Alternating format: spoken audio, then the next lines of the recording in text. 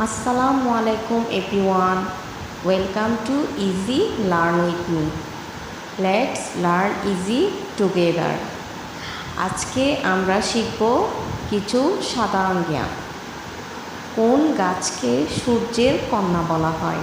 উত্তর, তুলা গাছ। কোন গাছ পাতা থেকে জন্মায়? উত্তর, পাথরকুচি। কোন গাছকে স্বর্গীয় গাছ বলে?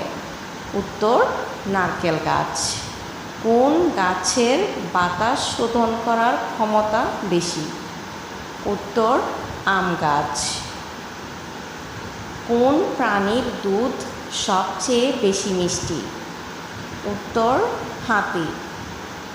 কোন প্রাণীর দুধ মাটিতে পড়ার সাথে সাথে শক্ত হয়ে যায়? উত্তর, বাঘ। কোন প্রাণীর কান হাঁটুতে? উত্তর, ফড়িং।